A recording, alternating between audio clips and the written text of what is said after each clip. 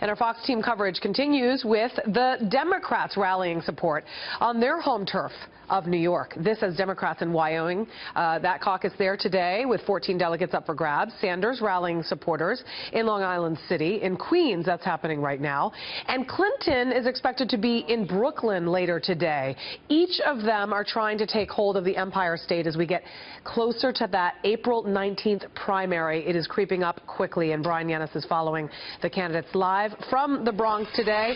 Hey there, Brian. These two are seriously going at it when it comes to New York. I mean, this is an important state. It very much is. Good afternoon, Julie. That's right. I'm here at Bronx Community College where Bernie Sanders got done speaking right before he went to Long Island City just a couple hours ago. And really, that is all that we've seen in this state is a change of tone because the stakes are very high. 291 total delegates are here in New York, and it's a big state. For Bernie Sanders, it's about momentum. He's won 7 of the last 8, and if he wins Wyoming today, that'll be 8 of the last 9 heading into New York. And with a win in New York, or even coming close to Hillary Clinton by a point or so and still losing, he thinks that kind of momentum can help him in heading to delegate-rich states like Pennsylvania and California. And as we alluded to earlier just now, Julie, the tone has been very much different, and he's been attacking Hillary Clinton more in New York. And you can take a listen to what he said earlier. It's a lot higher than the general public because of health care and prescription drugs. So that's what we're going to do. Now, Secretary Clinton really has avoided this issue. She's talked about it in generality. So I would challenge her right today. Are you prepared to lift the cap on taxable income?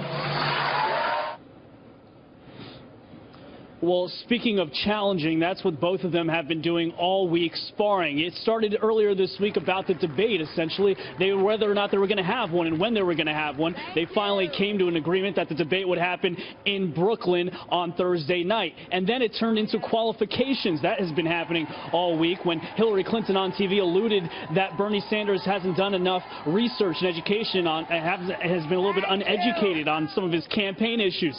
Sanders didn't appreciate that and ended up saying that Clinton was the one that was not qualified for her stances on the Iraq war and for being backed by super PACs. So it has definitely turned from something that's been a more polite and cordial election on the Democratic side compared to their Republican rivals to one in which it's really, you can tell that the stakes are high. This is personal. For Bernie Sanders, he's a Brooklyn boy. He spent his first 18 years of life here. And for Hillary Clinton, this is her adoptive home. 8 years as a senator, and the stakes are very high. Now, for the Sanders strategy, Julie, they are looking at if they can get some of these delegates in New York and maybe even win, that momentum will carry them. And they say, the campaign says, that none of these, that neither Clinton nor he will have enough delegates, 2,383, to clinch the nomination before the convention. The hope is that with this momentum, they can convince those super delegates that can decide who they want to support. They can convince some of those, a lot of those who have gone towards Clinton,